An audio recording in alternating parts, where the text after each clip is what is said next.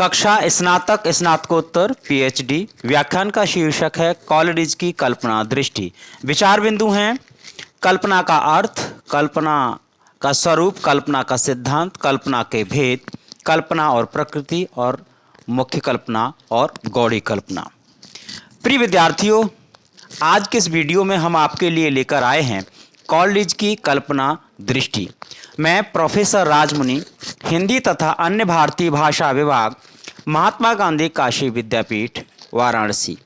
आज हम आपसे यहाँ चर्चा करेंगे सैमुअल टेलर कॉलरिज के विषय में, उनकी कल्पना दृष्टि के विषय में। इससे पहले उनके विषय में कुछ संक्षिप्त में जानना बहुत ज़रूरी है। कॉलरिज के अगर समय की बात की जाए तो इनका समय सन 1772 से सन 1834 ईस्वी तक माना जाता है। इनका जन्म इंग्लैंड का एक शहर है डेवनशायर, वहाँ पर हुआ था सन 1772 ईस्वी में। इनके जो पिताजी थे वे पादरी थे। उनकी यही इच्छा थी कि वो तीनों बेटों को पादरी बनाना चाहते थे। लेकिन कहते हैं ना कि मुंडे मुंडे रुचिर भिन्ना, हर व्यक्ति की संसार में रुचि अलग अलग होती है। कॉलरिज जो अपने भाई बहनों में थे वे एक अलग ढंग के इंसान थे। उनका जो मन था बहुत चंचल और अस्थिर रहता था। वे एक बार कैम्ब्रिज विश्वविद्यालय में पढ़ने गए, वहाँ 2 वर्ष तक पढ़े, उसके बाद फिर वापस आ गए। उसके बाद फिर सेना में भर्ती हो गए। सेना को छोड़ करके फिर वहाँ से नौकरी छोड़ी और उसके बाद फिर कैम्ब्रिज विश्वविद्यालय में आए। उसके बाद थोड़े दिन तक पढ़े, उसके बाद पढ़ाई पूरी नहीं हुई, बीच में ही पढ़ाई छोड़ दी। कहना ना होगा कि यह जो इनका जो व्यक्तित्व है ये उस व्यक्ति की तरह है जो हैरान गली और परेशान मोहल्ला में रहता हो, अर्थात जिसका मन हमेशा चंचल रहता हो। फिर इसके बाद इन्होंने स्वतंत्र रूप से घूम घूम कर भाषण दिए। भाषण के जो विषय इनके रहे अधिकांशतः राजनीति पर इन्होंने भाषण दिए, धर्म पर दिए। और एक बार इन्होंने अपने पिताजी के अनुसार पादरी बनने की सोची, वहाँ भी मन नहीं लगा। उसके बाद इन्होंने अनेक पत्र पत्रिकाएं निकाली, वह भी नहीं चली। उसके बाद सन 1804 से 10 माह तक ये जो माल्टा शहर के जो गवर्नर थे उनके सचिव रहे। और इनकी ज़िंदगी के जो 30 वर्ष हैं, 30 वर्ष से पहले बड़ी अजीबोगरीब इनकी ज़िंदगी रही। इनको नशे की लत लग गई। कहा जाता है कि अफीम के बहुत नशेड़ी थे। इंग्लैंड में एक बार इनकी जो मित्रता हुई, सबसे पहले हुई रॉबर्ट सदी से और दूसरी हुई विलियम वर्ड्सवर्थ थे। इन दोनों की मित्रता से इनके लेखन और इनकी वैचारिकी पर बहुत गहरा प्रभाव पड़ा। 16 वर्ष की अवस्था से ही इन्होंने लिखना शुरू किया। और इनके लेखन को अगर देखा जाए तो इनका गद्य संग्रह सन 1795 ईस्वी में आया और काव्य संग्रह पोइम्स सन 1796 ईस्वी में। सन 1816 में इनका एक काव्य संग्रह और आया। सन 1817 में बायोग्राफिक लिटरेरिया और दूसरा जो ग्रंथ है इनका द फ्रेंड। उसके बाद सन 1825 में एड्स टू रिफ्लेक्शन आया, लिरिकल बैलेट्स। और 1830 में चर्च एंड स्टेट आया। और 1840 में यानी मरने के बाद, क्योंकि इनकी मृत्यु सन 1834 में ही हो चुकी है, confessions of inquiring spirit, the rime of the ancient mariner आदि इनकी अनेक रचनाएं रहीं। इनकी रचनाओं पर अगर हम ध्यान से देखेंगे तो हम पाएंगे कि पद्य से अधिक इन्होंने गद्य रचना रची। और शेक्सपियर की रचनाओं की भी इन्होंने आलोचना की। और इनके विषय में दो तीन बातें सबसे मुख्य हैं। वो ये हैं कि ये स्वच्छंदतावादी कवि थे, दूसरा ये आलोचक रहे, और तीसरा रोमांटिक युग के रचनाकार रहे। स्वच्छंदतावाद की प्रथम घोषणा इन्हीं के द्वारा मानी जाती है। इनके जो काव्य संग्रह हैं, जो लिरिकल बैलेट्स है 1798 ईस्वी में, इसमें विलियम वर्ड्सवर्थ के सहयोगी कवि के रूप में भी इन्होंने कार्य किया। अब अगर बात की जाए कि इन पर अनेक विद्वानों ने आरोप लगाए कि इनकी आलोचना दृष्टि मौलिक नहीं है, इनकी कल्पना दृष्टि उचित नहीं है। यह तो सच है कि संसार में कोई कितना भी महान व्यक्ति हो, उस पर आरोप प्रत्यारोप लगते रहते हैं। जर्मन विद्वान कांट, शेलिंग, गेटे एवं श्लेगल आदि से जो कॉलेज हैं वे बहुत अधिक प्रभावित रहे, और इनके विषय में एक बात बहुत चर्चित है, वो ये है, बहुत महत्वपूर्ण भी है, कि कॉलेज एक श्रेष्ठ कवि, एक श्रेष्ठ आलोचक और एक दार्शनिक, तीन रूपों में हमारे सामने आते हैं। यह भी माना जाता है, इनके विषय में यह भी बताया जाता है कि 30 वर्ष का जो इनका पूरा का पूरा जीवन है वो नशे की लत में बहुत घिर चुका था। इसके बावजूद इन्होंने अपना जो लेखन कार्य है वो छोड़ा नहीं। शेक्सपियर की रचनाओं पर इनकी आलोचना जो है वो बहुत चर्चित रही, बहुत फेमस रही। अब हम यहाँ बात करते हैं कि कल्पना की अवधारणा क्या है, उसका अर्थ क्या है, उसकी परिभाषा क्या है, इसके विषय में इनका मत क्या है। तो अगर परिभाषा की बात की जाए तो वो इस प्रकार है कि पूर्व अनुभूतियों की पुनर्योजना से अपूर्ण की शक्ति को कल्पना कहते हैं। वर्तमान का अवगाहन करने वाली स्मृति तथा अनागत का वहन करने वाली कल्पना होती है। उदाहरण के रूप में आप इसको ऐसे समझ सकते हैं, मान लीजिए एक मनुष्य है और एक पशु है, दोनों में कुछ न कुछ तो भेद है, और भेद यह है कि मानव अपनी कल्पना की तूलिका द्वारा मनपसंद दुनिया बना सकता है, लेकिन पशु के पास वह शक्ति नहीं होती है जिससे वह अपनी मनपसंद दुनिया का निर्माण कर सके। सभी सृजनात्मक कार्यों की जिम्मेदार कल्पना होती है। कॉलरिज कहते हैं कि जो काव्य है, काव्य प्रकृति का अनुकरण होती है, और वे यह भी बताते हैं कि प्रकृति के पुनः सृजन के लिए अनुभूति और कल्पना का सहारा लेता है। यानी प्रकृति का पुनः सर्जन करना है तो वो कल्पना और अनुभूति का सहारा लिए बिना यह काम नहीं हो सकता है। अब एक सवाल यहां उठता है कि कल्पना का जन्म कैसे होता है? कल्पना क्या जन्मजात होती है या अनुभवी ज्ञान पर आधारित होती है? इसके विषय में पाश्चात्य विद्वान हॉब्स और लॉक और ह्यूम, इन तीनों ने हम यह बात सभी के सामने रखी कि हमारे जीवन के अनुभवों का परिणाम है कल्पना। जैसे उदाहरण के तौर पर आप समझ सकते हैं इस प्रकार, इसको हम उन्हीं वस्तुओं की कल्पना करते हैं जो देखी और सुनी हैं, या वे वस्तुएं जो हमारी संवेदनाओं से जुड़ी हैं। जैसे जो वस्तु आंख के सामने आई और फिर हटा दी गई, तो भी उसकी इमेज, उसका बिंब बनता है। यह बिंब ही कल्पना का सबसे महत्वपूर्ण आधार होता है। आगे वो बताते हैं कि कल्पना वह शक्ति है जो मस्तिष्क में संवेदनाओं से प्राप्त अनुभव से बिंब बनाती है।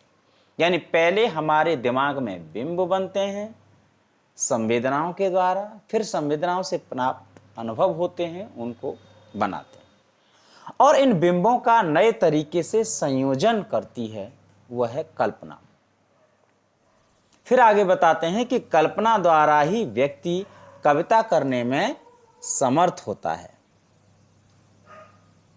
बहुत शानदार बात कही कॉलरिज ने, और इस बात को लगभग सभी देशों के विद्वान, पाठक, आलोचक इस बात से सहमत होंगे कि कवियों के बारे में एक कहावत बहुत चर्चित है, जहां न पहुंचे रवि वहां पहुंचे कवि। यानी जिस चीज की कल्पना सूरज भी नहीं कर सकता है, उसकी कल्पना कवि अपनी कविता के माध्यम से करता है। स्वच्छंदतावाद के आने के साथ रचना में, यानी काव्य में, बाहरी जगत की जगह चेतना पर सबसे ज्यादा ध्यान दिया गया। इसके साथ ही चेतना शक्ति के कारण कल्पना पर भी विशेष ध्यान दिया गया। विलियम ब्लेक कहते हैं कि कल्पना मस्तिष्क की विशेष क्रिया शक्ति है, यानी मस्तिष्क जब विशेष रूप से कार्य करता है तो वो कल्पना के ही द्वारा करता है। अब यहां पर हम आपसे बातचीत करेंगे कि भाई कल्पना तो है, ठीक है, लेकिन कल्पना के कौन कौन से कार्य हैं जिनको ये अंजाम देती है। तो कॉलरिज ने एक बात बहुत साफ साफ कही कि देखिए, कल्पना जो है बहुत सारी चीज़ों में, बहुत सारे विचारों में सबसे महत्वपूर्ण जो कार्य करती है वो है सामंजस्य का, या आप इसको समन्वय भी कह सकते हैं। किस किस में? प्राकृतिक शक्ति में और सृजन करने में भी कल्पना का कार्य होता है, और आवयविक अनविति यानी ऑर्गेनिक यूनिटी में, कविता का अनुकरण करने में, विचार तथा भाव के समन्वय में, यानी the union of head and heart समन्वय करती है। और किसमें करती है? पदार्थ और चेतना, विचार और भाव, और साम्य का वैषम से, सामान्य का मूर्त से, विचार का बिंब और वैयक्तिकता का सर्वता, नवीनता का प्राचीनता से, परिचित वस्तुओं से समन्वय। कल्पना क्या पैदा करती है? उत्साह पैदा करती है, गहनता, उत्कंठ भावनाएं पैदा करती है, विवेक एवं आत्मनियंत्रण का कार्य करती है। नैसर्गिक और कृत्रिम दो तरह की चीजों में सामंजस्य स्थापित करती है। प्राकृतिक और बनावटी दोनों चीजों में सामंजस्य स्थापित करने का जो कार्य है वो कल्पना करती है। आगे कॉलेज स्पष्ट करते हुए कहते हैं कि भाई व्यक्ति के आत्म यानी सब्जेक्ट तथा बाह्य प्रकृति और वस्तु यानी ऑब्जेक्ट दोनों में सामंजस्य स्थापित करने का कार्य अगर कोई करता है तो केवल कल्पना। कॉलरिज और विलियम वर्ड्सवर्थ, विशेषकर वर्ड्सवर्थ, कविता के विषय में कहते हैं कि प्रकृति तथा मानव जीवन, बाह्य तथा आंतरिक, इन सारी चीजों में समन्वय करती है। कविता और कल्पना इन दोनों को अगर मिला देंगे तो ये क्या है? एक अखंड इकाई के रूप में आपके सामने आता है। वस्तु, आत्म दोनों मिलकर के एक हो जाते हैं, इसीलिए ये अखंड इकाई है। कॉलरिज और विलियम वर्ड्सवर्थ का यह मानना है कि प्रकृति और मानव जीवन, बाह्य और आत्मिक यानी आंतरिक जगत सब एक दिखते हैं। इन सब को एक करने का जो कार्य करती है, जो सबसे बड़ी शक्ति है, वो है कल्पना, यानी इन सारी चीजों में सामंजस्य स्थापित करती है। अब यहां देख लेते हैं कि कल्पना के भेद कौन कौन से हैं, यानी कल्पना कितने प्रकार की होती है। तो कॉलरिज कहते हैं कि भाई देखिए, कल्पना दो तरह की होती है। उनका यह मानना है कि कल्पना जो है दो प्रकार की, प्रकार कहिए या भेद कहिए। पहली है मुख्य कल्पना, जिसे अंग्रेजी में आप प्राइमरी इमेजिनेशन कह सकते हैं। दूसरी है गौड़ी कल्पना या गौड़ कल्पना, जिसे अंग्रेजी में सेकेंडरी इमेज कहते हैं। अब आप बात कीजिए कि मुख्य कल्पना यानी प्राइमरी इमेजिनेशन यह क्या है। तो इसको समझने के लिए आप इस प्रकार इसको देख सकते हैं। इंद्रिय गोचर पदार्थों का बोध कराने वाली शक्ति, यानी अपनी जितनी भी हमारी इंद्रियां हैं, उनसे जिन जिन पदार्थों को हम देखते हैं उनका हमको बोध कराती है, ज्ञान कराती है, वो होती है मुख्य कल्पना। कॉलरिज ने इसे अपने ग्रंथों में इस प्रकार परिभाषित किया है। वो कहते हैं कि the primary imagination presents to the mind its own world as external to itself. अर्थात हिंदी में देखिए, प्राथमिक कल्पना मानव को ज्ञान प्राप्त कराती है और अव्यवस्थित इंद्रिय बोधों को व्यवस्थित करती है। यानी प्राथमिक कल्पना जो है मानव को बाहरी चीजों का भी ज्ञान कराती है, और जो अव्यवस्थित इंद्रिय बोध है हमारे तरह तरह के, सुनना, देखना, करना आदि को क्या करती है? व्यवस्थित करती है। उदाहरण के रूप में आप समझ सकते हैं कि मानव की आंखों से जो देखा, जिसने जो देखा, हाथों से उसने जो स्पर्श किया, ठंडा, गरम, कठोर, कोमल, नुकीला, कानों से जो सुना, नाक से जो सूंघा, त्वचा से जो स्पर्श किया, इन सभी बोधों को व्यवस्थित करके वस्तु का समग्र ज्ञान कराती है कल्पना। यानी समग्रता में किसी व्यक्ति वस्तु को जो हम जानना चाहेंगे तो पूछेंगे कैसी है, ठंडी है, गर्म है, लंबी है, छोटी है, काली है, पीली है, खट्टी है, मीठी है।